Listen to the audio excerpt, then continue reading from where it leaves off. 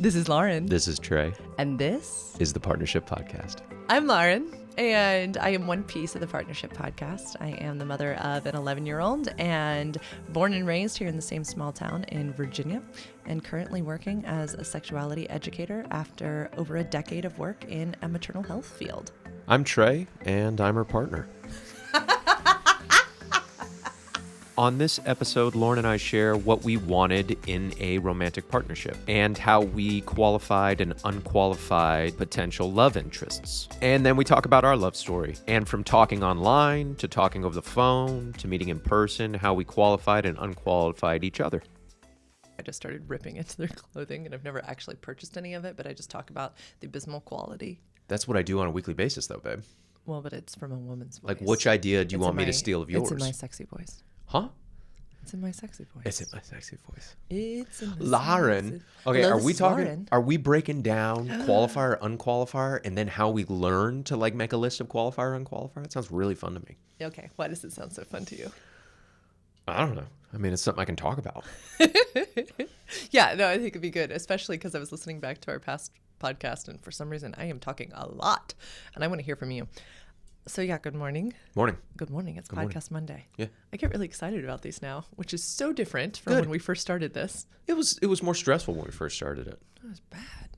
Like earlier this year, January? Yeah, it wasn't fun. No. And I was thinking in my head, why does he even want to do this? This is bad. For you, honey. This is stressful. I did this because for you. I know, but remember you were like, babe, you're putting on for the cameras and all this stuff. And I was like, I don't know how to not do that. Well, we had to get our reps in. And also, it was fucking snowing outside and 16 degrees and It was bad. Whatever. Anyway, Good morning. What I would love to talk about is qualify and disqualify. First, I want to hear what even that means to you, because whenever I share this with someone, they're always confused. Then I'd love to talk about how separately we kind of did that on our own prior to meeting each other. And it's the 3-year anniversary of me liking your profile picture. And Damn. Today. Okay. And then Wednesday is our 3-year anniversary of our first time talking on the phone. Sure. So I'd like to talk about even how that came into the qualified, unqualified, disqualify. And so the little bit part of our love story, because here we are. Okay. Can we explain qualify, unqualify first? Yeah, let's Great. do it. Hit it. It's what you like in another person, like a potential. You could do this for anything. Yeah, no, Like- that's why I think it's so helpful, is that you could use it for, I don't know, anything. Yeah. And so, like, for a romantic partner, it's the qualities that you want in someone, like, as far as a romantic partner, and then the qualities that you don't want in someone as far as a romantic partner. And then it's like, I don't know, a game of Clue, where you just, like, put these pieces together, and then you see what works and you see what doesn't. But I got coached up, and all of my coaching came from The 3% Male by Corey Wayne, where I've listened to that 17 or 18 times now. 10 to 15 was the goal. Once I hit 15, then I kind of do a refresher maybe once every year. But I wanted to auto imprint that information. Once I like bought in, I was like, okay, I need to auto imprint this. So one of his exercises was make a list of things that you want in a partner, and then make a list of things that you don't want in a partner, and then put whatever you want on both sides, and then you can filter it down. So that's what I did. I want to interject at this point that I listened to this book as well, and I think it's a must read for any gender, for anything, like you said, because in my work, I spend so much time trying to help people understand that what they want is valid. And so many of us don't spend time sitting down and going, what do I really want? Instead, I think we go into dating relationships and we're like, oh, I don't know. I mean, they're cute, or they make me feel good, or I don't think the majority of human beings get into dating relationships, regardless of gender, regardless of romantic or sexual attraction, with a clear idea and understanding of what they want and what they bring to a relationship. What they bring to a relationship is another, like, what they can give. Is that what that means? Yes. Did you also think through that? Huge foundation Okay, of why? what I was taught. Like, what you can give to a relationship is a huge foundation of it. And what I find so fascinating about this principle, and it's funny because when I first listened to the book, I was not a sexuality educator, had not done the work that I've done now on techniques like the wheel of consent that I love so much. What disqualify, is it disqualify or unqualify? Qualify, disqualify, or Disqualify. qualify, unqualify. Yeah. Is that it allows for the other human being that you maybe go on a date with to also be autonomous and have ownership of their own person, because it is not a process of like, I am greater, I need this great person. No, it's you have lots of lovely qualities. They're not the qualities I'm looking for, but have a wonderful life. Be, go forth, be great. Yeah. It is not a vilify of another human being after a date. Can you give me an example of how this would work, how the qualified disqualify has worked for you in the past? At what stages are you qualifying and disqualifying a potential date, a potential partner? Say if like I'm single and hunting. Single and hunt. Yeah. Geez, it starts, say if you're doing it online, it starts with what their profile, what their picture looks like. Okay. Huge qualifier, unqualified, disqualifier. Now I'm thinking about it. Sorry, let's just call it, you always say qualify, disqualify. Okay. That's what we're going with. Picture, what they put in their profile, how they communicate, say if you reach out like in the app, what they say back, and then like hopefully it goes to a phone call, how they communicate on the phone. All of those things factor in. And then like when you get to the first date, all of these things are factoring in. Do they ask questions? Are they engaging? Do they listen? Do they talk about their exes? I've gone on dates where like I think I started counting in my mind. I was like, oh, this is the third time she's brought up her ex. This is the fourth time she's brought up her ex. So all of these things factor into qualify, unqualify. Do you want to share your list? Do you want me to go first? Wait, no, can I ask one more question? Yeah. I love asking you about these things Yeah. because for listeners and viewers, I have the smallest bit of experience dating because of my story, right? Because growing up in purity culture, I was never given the tools to date. So you have a much larger, your skills when it comes to dating are far superior to mine. I think I was a quick study, and I think that's what one of the most fun things about our love story is that I had come to my own understanding of how to do this, but I don't have near as much experience. So I would like to ask you a few more questions. Sure. When you're qualifying and disqualifying, are you doing it live in the moment, or are you doing kind of like a check-in with self post the experience, post the chat in the app, post the phone call, post the date? When are you doing this process in your mind? Like, I want to get real technical. Are you doing it right then and there?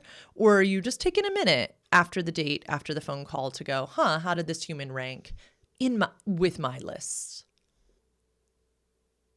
I've never thought about it that way. I think human beings will do it probably closer to a subconscious level in real time, and then we'll reflect on it. I think that's how it works. Fascinating. Yeah. I do I find... think that's all of our interactions though, where we kind of do it subconsciously, and then we step away from it, and then we can reflect. I want people in female bodies who are heterosexual to listen really closely to this thing that I just learned about the other day. And that is the concept of erotic plasticity, which means that we either are or are not affected by our environment erotically. Research shows that people in female bodies are far more erotically plastic, meaning that the people they are around influence their erotic senses much more. Research shows that cisgendered heterosexual males are not as influenced, that they can kind of hold fast to, this is what I wanted before, I had this interaction with you, no, okay, I can kind of take it or leave it. Now I can really put this through my body.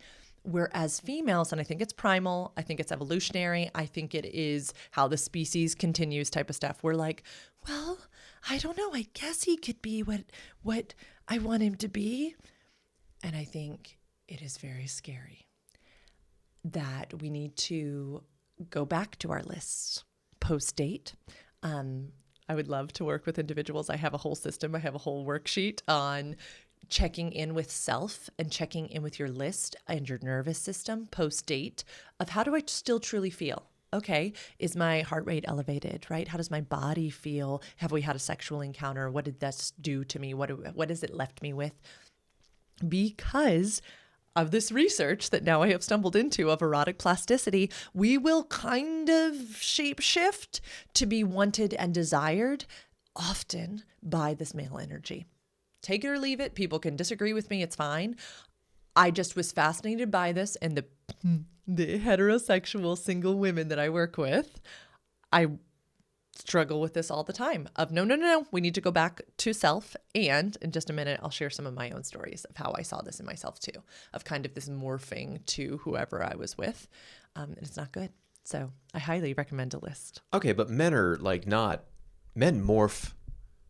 You can make the argument men morph more than women do. Ooh, like men, how would you say this?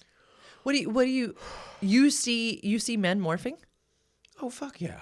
Like to like get laid and stuff, or to deem themselves like agreeable or acceptable. So men tolerate a lot of bullshit to get laid, or they put up with a lot of bullshit from pretty women.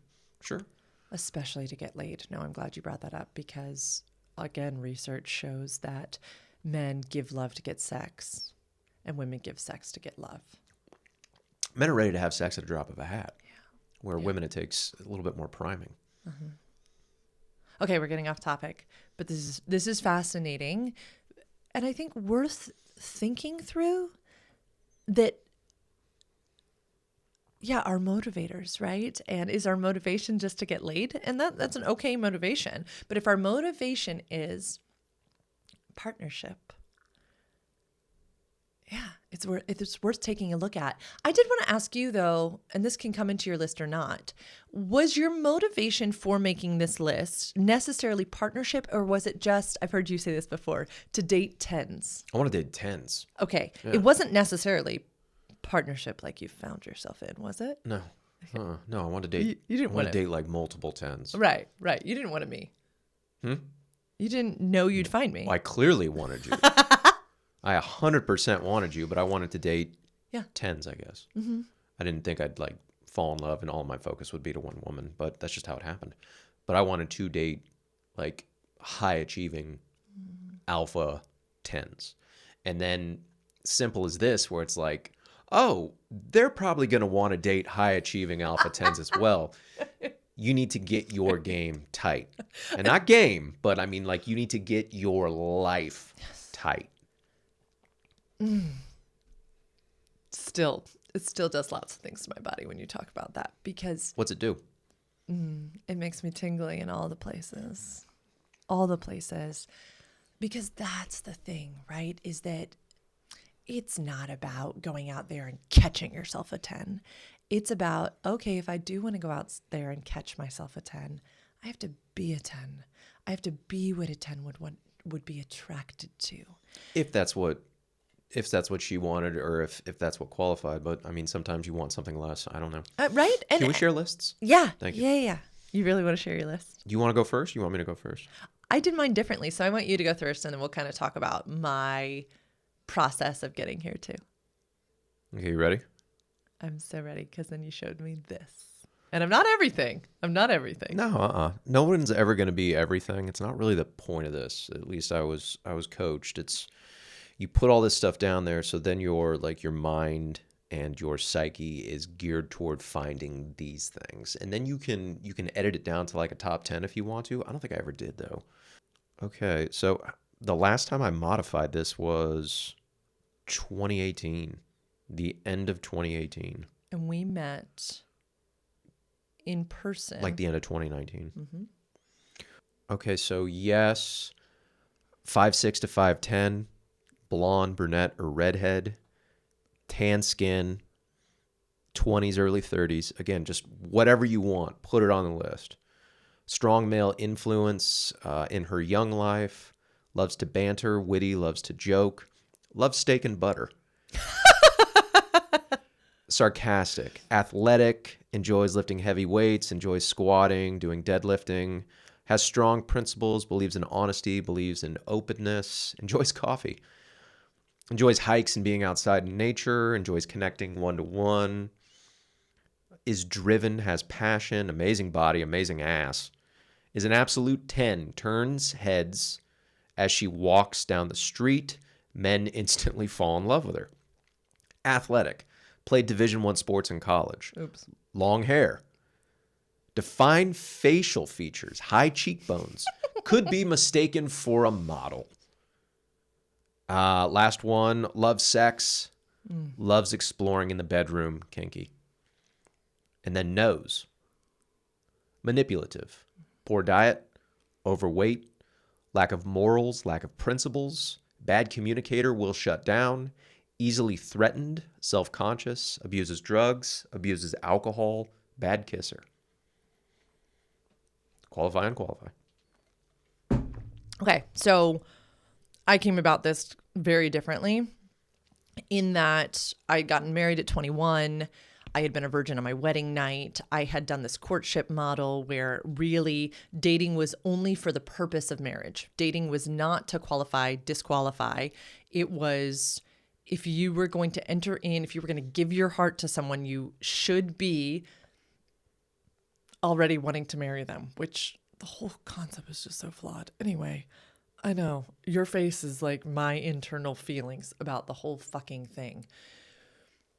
So I'm getting divorced and I'm like, what the fuck? I don't know how to do any of this. So I got on dating apps because all of my friends were married individuals and just started to see what was out there in the world. And it was scary. It was horrifying, especially in my little pocket of the country. And yeah, so I mean, I made a dating profile and I just thought, okay, this is what I do know. I know that I will never again be ashamed of who I am. And so my dating profile was basically like, this is who I am. I am driven. I am highly sexual. I am a leader, an achiever, the things that were squelched for so long, I just put out there because I thought, well, I didn't have the terminology yet, but this will disqualify men who want like a meek, quiet, submissive person. They're not going to be interested in a person who says the following things in their profile. And What gave you permission to do that? Failing so badly the first time, like trying it another way. So that's why I think failure, I wish we could have a different word for it. I think it's actually a really helpful learning process. You learn so much. It was fucking painful, but I think I was like, well, never doing that again. So then I came in differently.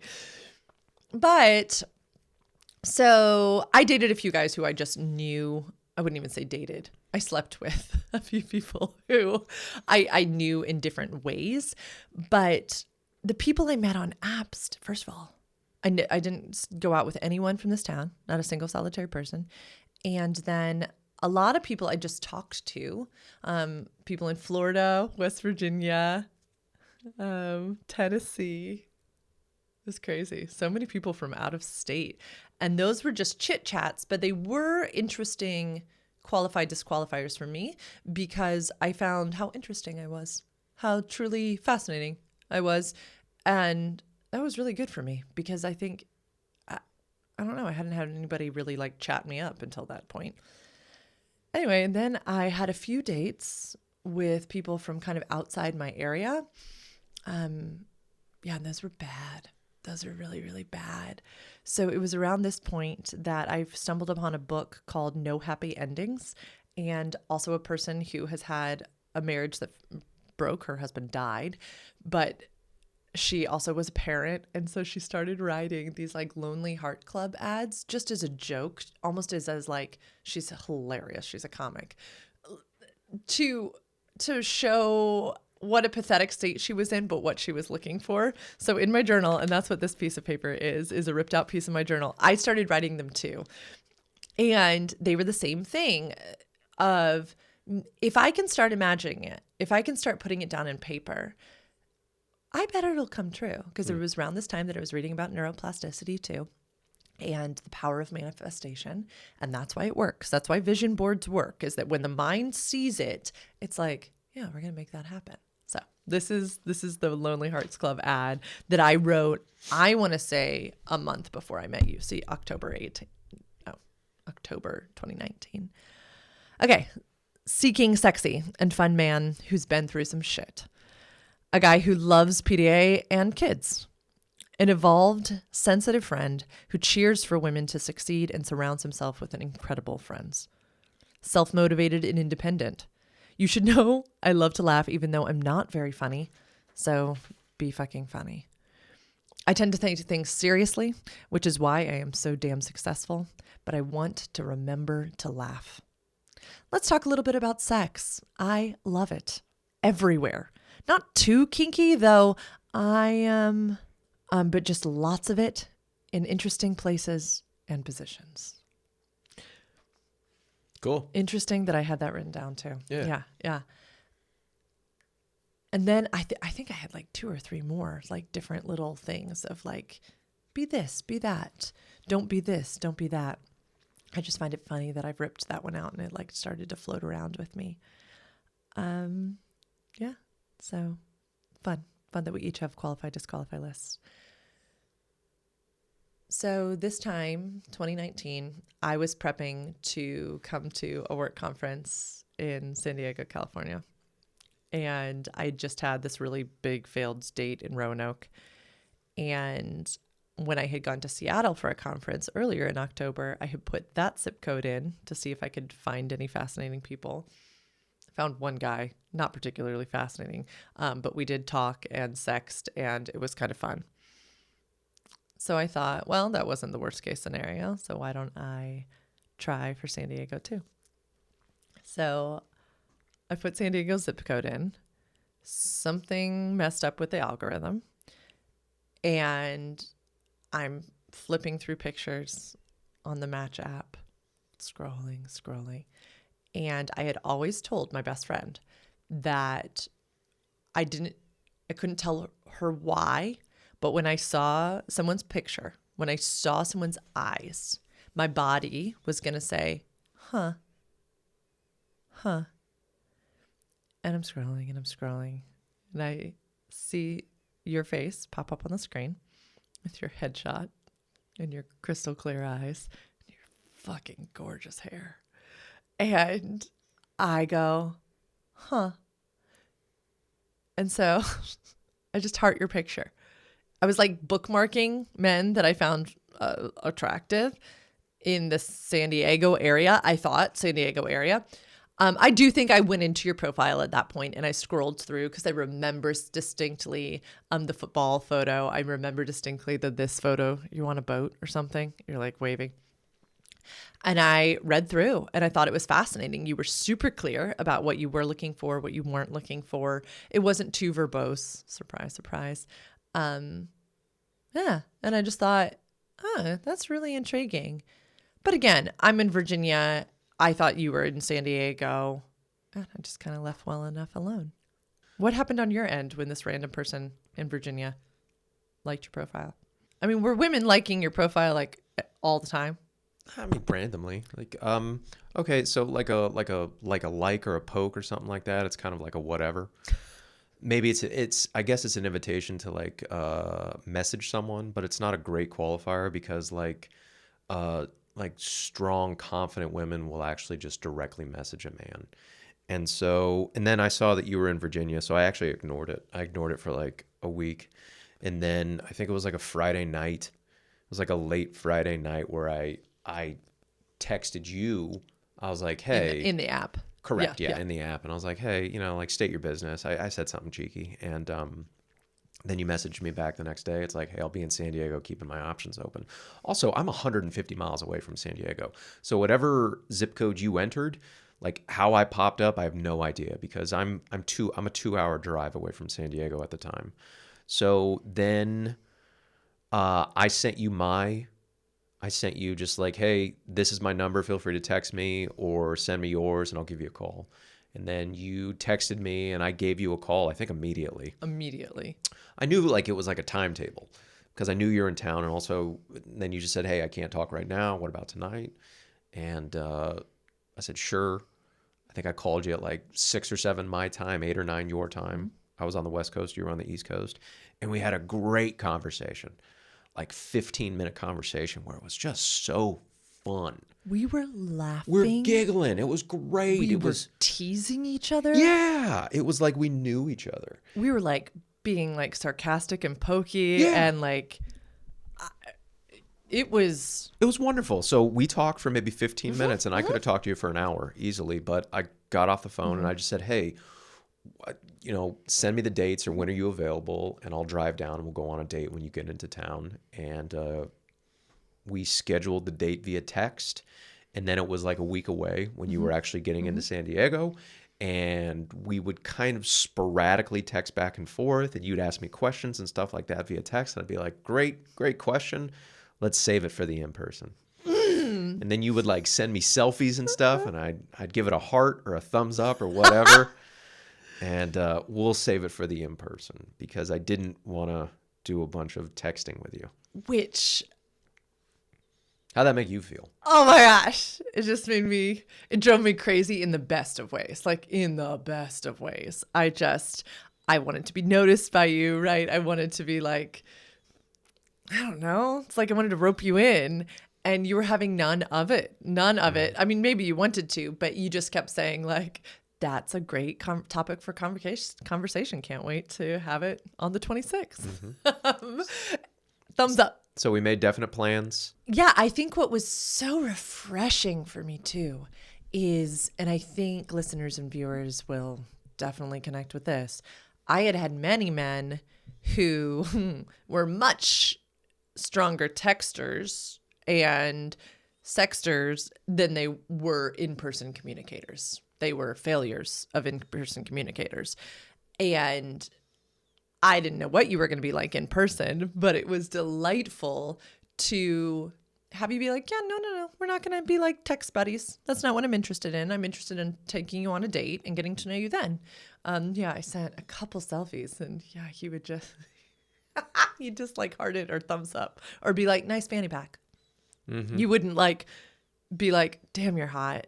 Like, no, there was no using my feminine wiles to like, no, it wasn't going to happen.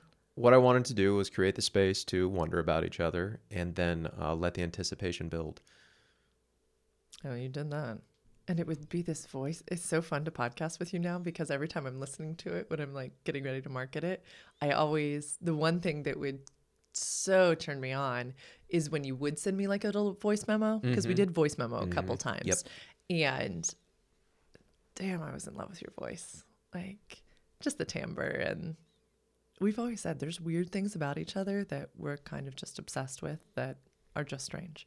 I think we genetically, our genetic ancestors maybe have known each other, or we've come from like similar places maybe thousands of years ago. This is a guess, but I think, our genomes have crossed. Because there's just something about what our nervous systems feel when we're in each other's presence. Smells too. Yes. Like Smells, voices. We're both. Okay, so then let's tell. Okay, so I was going to be flying in on the 26th. Can we tell the stamina story? Sure, yeah. Yeah. And so I sent you my flight details, and I was going to have time that night and then also post-conference. And you were like, well, yeah, let's just do post-conference. You were going to get in like 11 o'clock p.m. your time. I think you were going to arrive at your hotel at 8 o'clock West Coast. 6. Our date was going to be at 8. Yeah. Yeah. But that was 11 o'clock your time. That's 11 o'clock East Coast time that you were going to go on a date. And that's a little late for a date. Even 8 o'clock's a little late to start a date on the West Coast. And so I was like, let's not. Like, let's give you time to like rest and recoup. And it's like, are you going to like be fresh and like energetic for this? And then what did you text? I said, do you not trust my stamina? Yeah. And then I just texted back ... And that was about as close to sexting as we got. Was it at that point where you were like, oh, this woman just wants to get laid? My words would be, she needs to be fucked well. And I know a man to do this job. And I'm just the guy to do it. Oh, I am just... that, Lauren. You know what? Good job, Lauren. Look what you got. But wow. Important men. Oh, wow. Just important men from the West Coast. Totally thought this was just going to be a one-night stand. Yeah. Totally. So anyway, I get on an airplane. Oh, I always like to tell this little small bit of the story that I drove to Richmond, Virginia for some work things. And on the way talked to two different guys who then, once I got to Richmond, told me that I was too much and not their type. And then another person that I had been talking to messaged me out of the blue to be like, hey, I'm done talking to you. We are not a good fit. So like in the span of a couple hours, I had 3 men tell me, thanks, but no thanks. You're a lot. And I cried my eyes out of like, wow, like I'm a lot. And will I ever find a partner who sees me and says, oh, no, you're great. Just as you are. Thanks for being a lot. It's wonderful. So I always like to remind people that, I don't know, falling in love is not always this just like perfect storyline where you're just floating along. That's in movies. Yes, that's not how it happens. I had to shed big tears the night before I met you. Okay. Over like, yeah, just feeling like I'm too much all the time. Okay, so yeah, they unqualified you. They unqualified me. No problem. Nope. Best of luck. Yeah, except as a girl who grew up thinking that it was kind of like her responsibility to keep a man. I don't know. I get it, but like you didn't have the reps of being indifferent to it. Exactly. Another thing that I got coached up on is like be indifferent to it. Where you could look like Brad Pitt when he's 35 and still most women aren't going to like you. Who cares? Run your purpose, run your missions, kick ass. Yeah.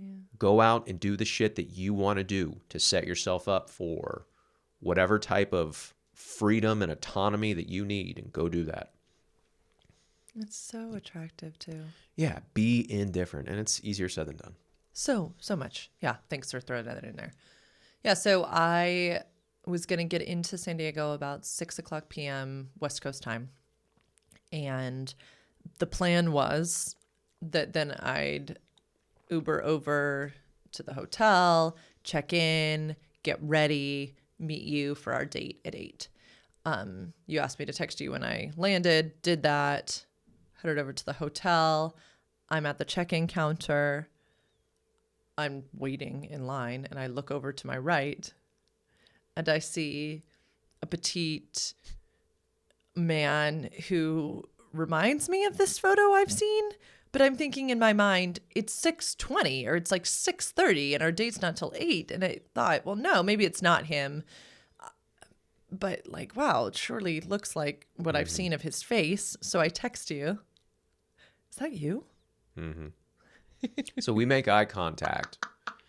I get there an hour. I get there an hour beforehand because traffic just flies. Downtown is usually a fucking nightmare in San Diego. So we make eye contact, and all I can feel is the backpack on my shoulder, which I have, full of change of clothes, not full of, but like has condoms in it. So all I feel is that it's almost like there's a drug sniffing dog around. Toothbrush.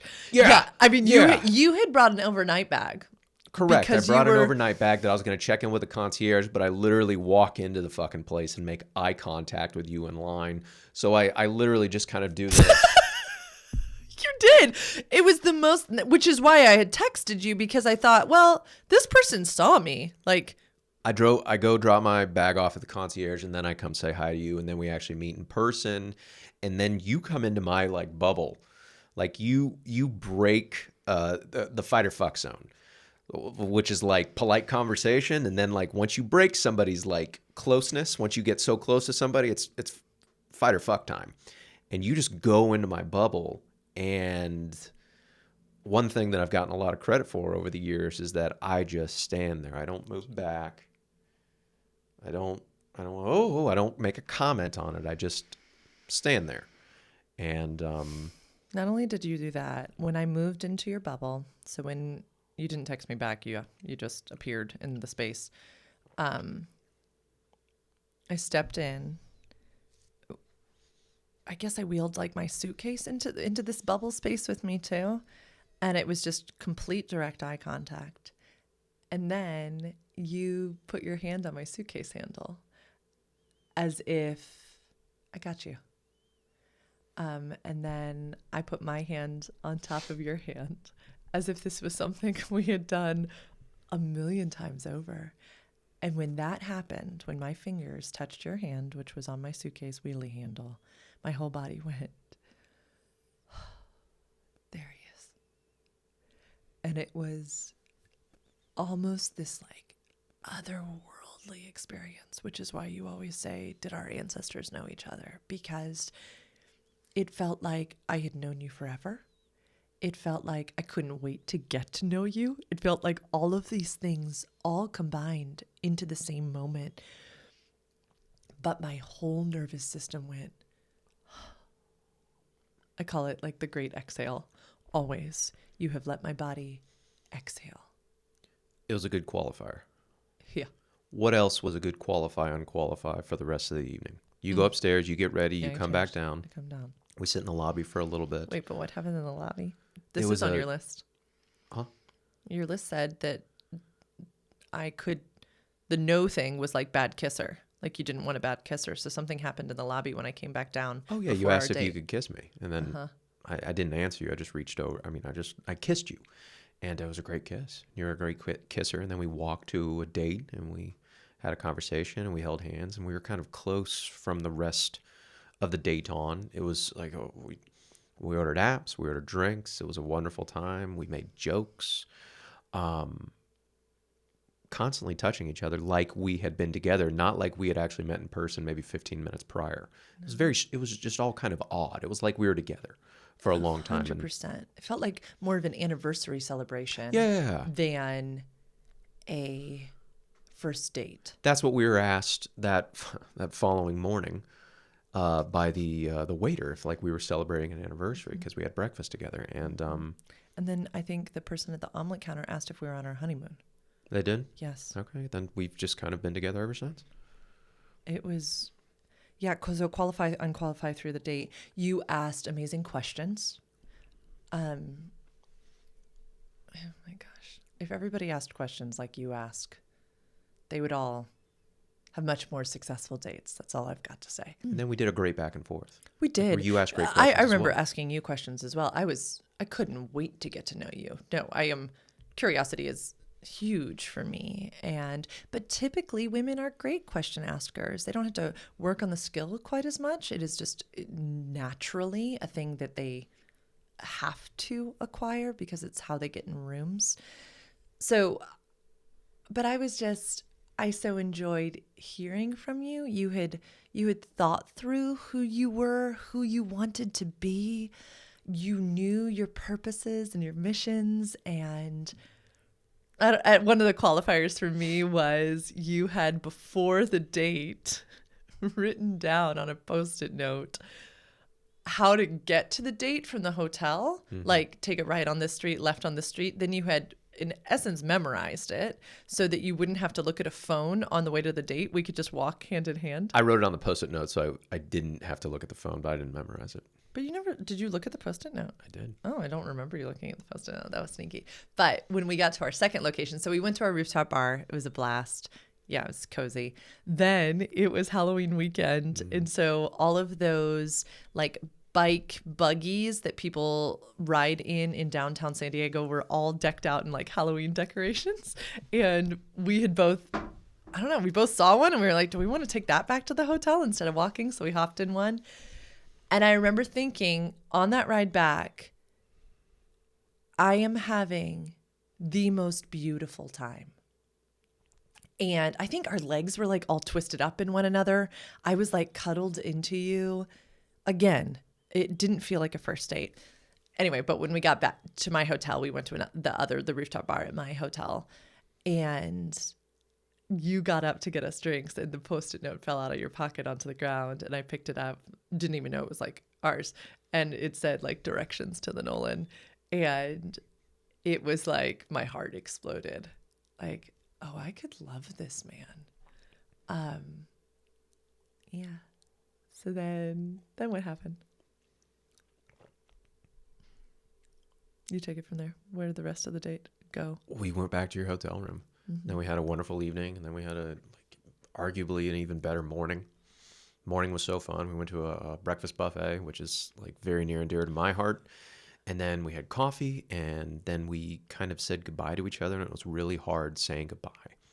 And I remember getting in my car because the valet pulled it up, and there was a big sinking feeling in my stomach actually leaving you in this massive hotel. Somewhere in this hotel, there's this woman, and I shouldn't be driving away, which I've really never felt before. So I guess that could be interpreted as I was in love with you. I couldn't process that at that time, but that's probably what that was. And then I called you, right? Yeah. Yeah, we had a phone call. I think I texted you. Maybe you Like, I was texted me and then I crying. called you because it just felt wrong actually driving away. Very strange. And I knew you had a couple of days off before you actually had to get back on a plane. So conference was over, and then you had 2 days off to go see your aunt, who was halfway in between us in Southern California. And I made plans for us to spend more time together. And then we spent 2 days together, and then we actually fell in love. And then we said it on our last night together. I love you too. And then I put you in a car again, and then you went back home to the East Coast. And then I was in your town 3 weeks later. And then I stayed there 2 weeks, and then we actually figured out, like, it basically, driving home from our time together in Southern California, once we spent our 2 nights together at another hotel, it was like, okay, how do I align my life with this woman? And it was actually very kind of a narrow focus. Not really as like, oh, is this a good idea? You know, am I afraid to leave and all this stuff? It's like, nah, how do I align myself so I can live a life with this woman? And it was happenstance that I was going to be really close to you because I was seeing my father for Thanksgiving. So the day after that, 2019, I was in your town, and then we spent 2 weeks together, and then, geez, I leased a place, and then I was back. It's always these 3-week increments. Then I was back 3 weeks later, like, to live there. It was wild. So you qualify. Is there anything else you want to say before we wrap this up? Do you remember the conversation we had after I'd gotten home? I feel like it was like November 3rd or 4th, where you said, I think I got a text that was like, when you have time, can we talk? Sure. Like, for real. Yeah. What was that about? That was like, I was totally breaking a rule because the relationship thing is supposed to be the woman's. The woman is supposed to bring that up to the man. Feminine is supposed to bring that up to masculine. So I just said, hey, like, do you want to give this a shot? That's what I said. Because I had to come to you. I had to uproot my life and move to you because you were rooted here. You got the child, you got the business, your life was here. I was in online sales. Great. I was in a studio apartment in online sales. It was fantastic. It was actually like the easiest thing I could do. Not the easiest fucking thing, but so that was, and then you said yes. And then I was in your town quickly after that. Now we've been making it work ever since. And I think on another episode, we could talk about like the blip. You know, we could talk about the time apart and things like that, because I think it's a fascinating part of our love story, but we can talk about that on a separate pod. And the blip and the time apart is June 2020. I went home because this was in the height of the pandemic. So I was here. I got here during the pandemic, during isolation, and we're all going to die in the streets. So hard. Yeah. And, you know, when you said, are we going to make this work? Like, do you want to give this a shot? I had a list of things, talk about qualifies and unqualifies again. I said, yeah, but here's the thing. I cannot be your everything. Oh, we said that, yeah. We said that very I early will on. not be that. If you uproot your life and come to my community, I need you to make a community too.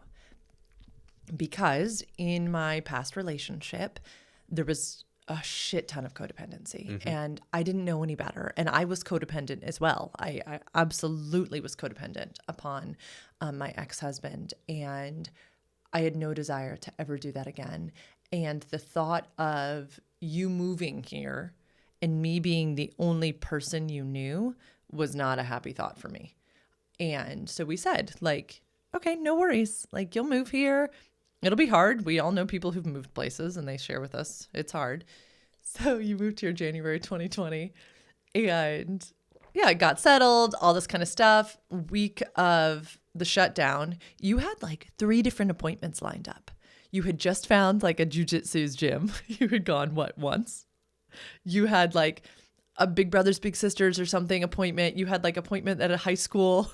Anyway, you had all of these things of, yeah, sure, it's been like 6 weeks, 8 weeks. Sure, got house lined up, all of these things. Okay, next purpose, get involved in the community. And then, boom, the world shut down. Sure. And it was bad.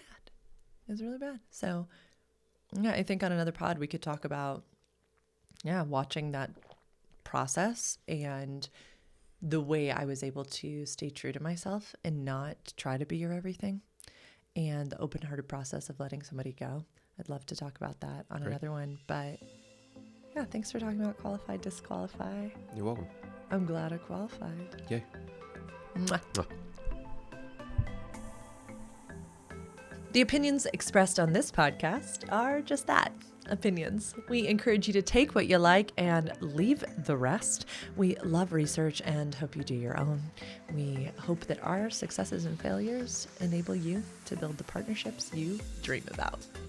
So I like to take a little minute just at the end of these podcasts to talk about the platform that we use for our podcasts called Anchor. When we were first getting into the scene of podcasting, I didn't know much, but did a simple Google search and found that by just uploading one high-res video to Anchor's platform, it does the rest of the work for me, pushes out the audio and video to every platform podcast users use. So if you have any questions, feel free to reach out to me, and I'd love to tell you more about Anchor.